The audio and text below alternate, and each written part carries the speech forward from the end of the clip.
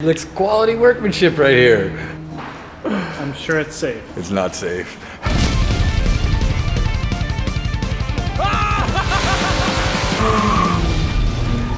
All right, back to garage. Number one, smile and have fun. Oh, Brad, what the Come on, man! This is garage, man! This is gonna be a straight run! Yeah! This is gonna be a straight run! This is gonna be a straight run! Get up! Let's go! Let's go! Let's go! Come on! Ah! What up? Back to garage. This morning, we're gonna go ahead and fire it up.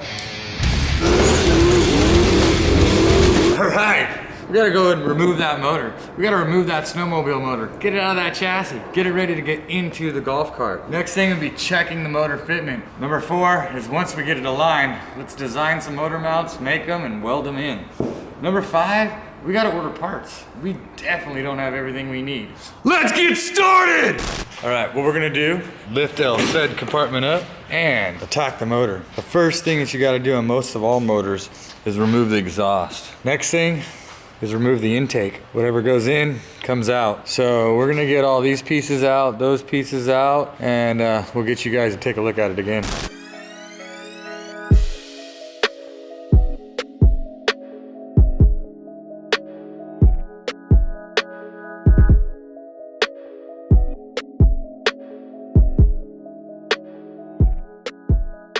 We went ahead and got all the exhaust off, got the air box off, and carbs are disassembled now. Basically, we had to disassemble this whole carburetor assembly, as well as the controls that are gonna control the carburetors. To make things easy, we're gonna try to use as much of this as standard as possible.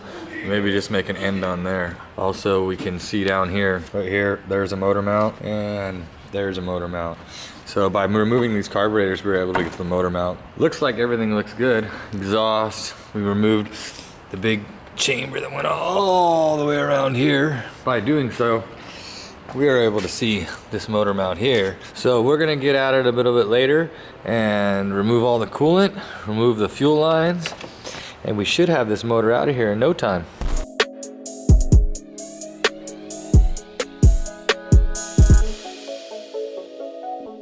Back at the garage again. Great weekend. Ran out of time last week, didn't get the motor completely pulled. We're gonna hit this list hard today. Biggest goal today is gonna be pulling that motor. First thing we need to do is get some elevation in this thing. We do have coolant and fuel in here, so the best bet for us to capture that is to lift it up and get a tray underneath here. So we're gonna bring the forklift in and go ahead and lift this thing up.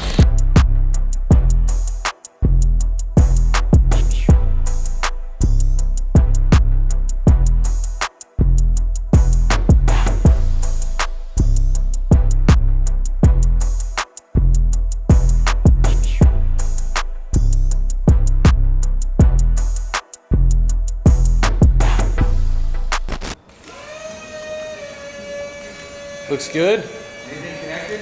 No. That was probably one of the easiest motors I've ever pulled in my entire life. Besides maybe a dirt bike. That was super simple.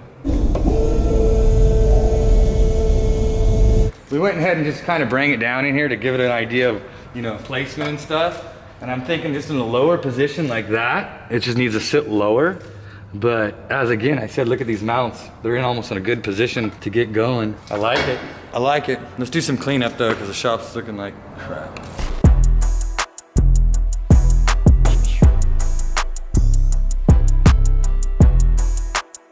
What up? Yo, what's going on here, man? We got the motor kind of sitting in here, mocked up a little bit, trying to get the drive line squared up so that we know we're supposed to have a 12-inch center from here to here. Kind of checking out where the carburetors are going. This carburetor is, of course, diving right into the shift linkage. So does this need to be like dead even right here, or can it be elevated some? okay, so height doesn't really make a difference. It's back of this face here to the back of this face here, because this pinches closed. So it's gonna go like that.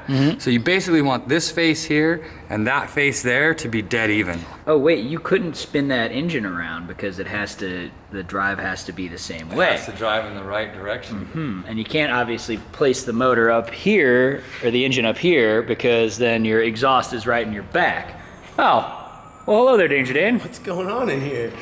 Looks like some What? mocking up. Dude, I was not even here that long ago. How did this already happen? I'm gonna leave these guys be because I gotta go do some work. But I mean, party on. I mean, this looks like we're getting somewhere. It's a lot smaller than I thought it would be. Oh God, dude. For some reason, I thought it was gonna be way too big. Wow, Huh? Like seriously, like is that not? that's incredible. You couldn't have asked for a better fitment. Yeah, that's cool. Wow, this is already coming together. All right, got the forklift here. Started cleaning up our big mess that we made from the old ski. We're basically gonna take off these body parts so that we can use the forklift to do mocking up because we've got to pull the motor in and out about 15 times to get the motor mounts going. I've got a good idea of what we want to do with the motor mounts, so we're gonna get back at it.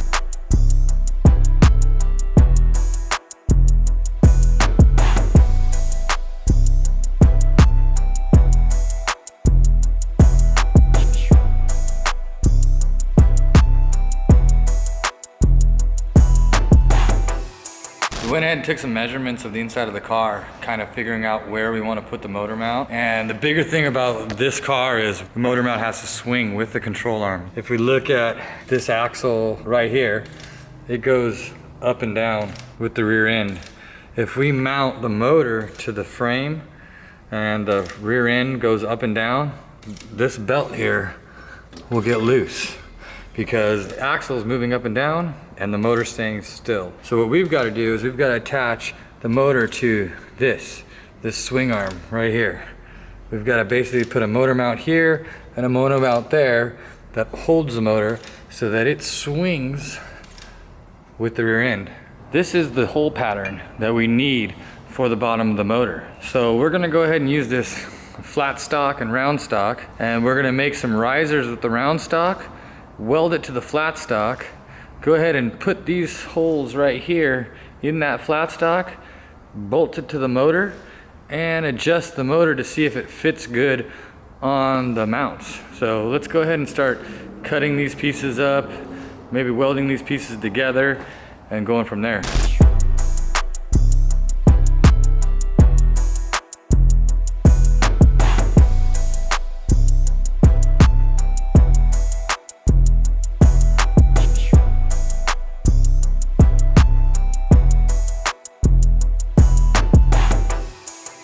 Yeah, there's the plate, there's the riser, coming back down to the rear control arms that actually move with the motor.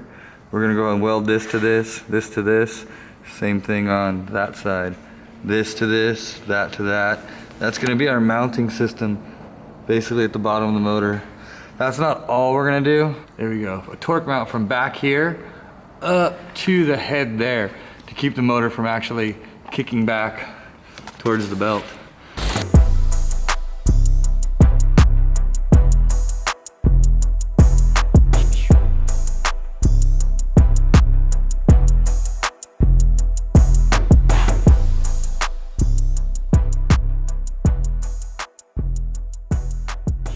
Back to Garage. We are out here today, and I mean out here in the beautiful Southern California skies. You can't have a better place to work.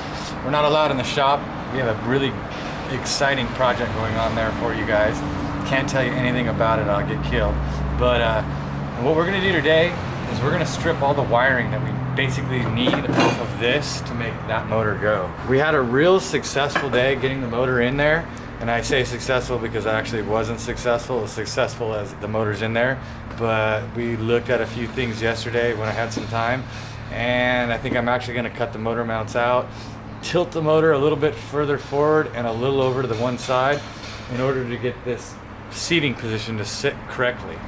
We were gonna raise the seating position, which we might still have to, but I believe with a little more rotation of the motor, we're gonna be able to get that seating to sit with the motor that's in there. And possibly just pull it and see it fire in that chassis. At which point we know we're pretty good. I do know we're gonna have to make some extensions on all these looms because the motor to where the handlebars were are a lot closer to where the motor and the dashboard is.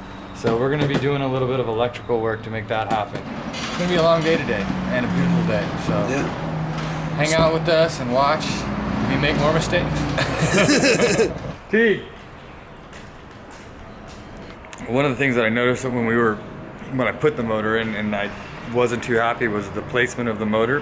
I was gonna cut this area right here and run the exhaust around. This is the big hideous piece that we were gonna use, which we have to because it's a combustion chamber.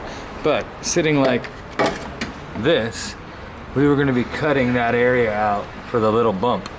I'm thinking if we put it like this, in this manner down here, which means we angle the motor down and then put a little kick on here, we can keep this underneath this rail, which will actually go like that. Now it will hang out the bottom a little bit, but that's better than coming through right here and possibly burning your feet, because this is where your feet sit. That's the plan today.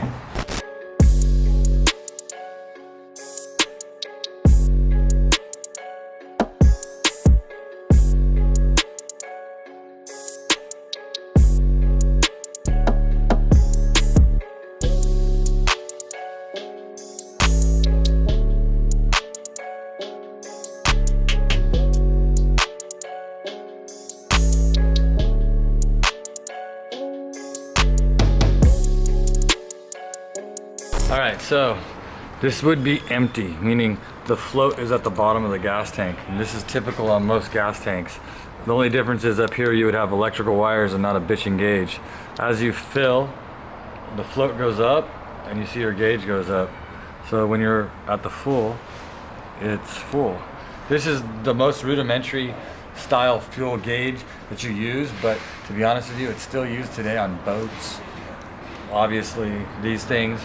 And that's because simple works. We already have our snowmobile dash kind of mocked up. You can kind of see how we just hacked out that original dash and slammed that big bad boy in there like that. Looks like she's factory almost. I can't believe that. Got our wire loom kind of laid out and we're pretty much set and ret for maybe an initial fire or something.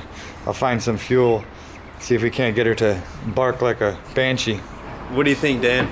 This is gonna be so much fun. How is CVT work? The snowmobile guys, these numbers right here, like this 38 is the width, and then 4730 is the length. So if they want a whole shot, they run a tighter belt. And if they want a top end, they run a looser belt because it goes to the top of the deal. Yeah. Here, better to get up there, stand on the back of the motor, yeah, kind of. Is this gonna take off? Am I gonna do a wheelie? We got spark now. Garage. Long day here at the garage, but we got her done. We got all our wiring in, we got our dashboard in, we got our ignition coils firing. We're gonna stop today. It's getting late. We're gonna go ahead and close this thing up. So I would say by the end of this week, we should be ordering material to do a roll cage. That's gonna be fun. And we're gonna need old Dan's help on that one. Thank you guys, and we're gonna finish this up with the That's a Rock!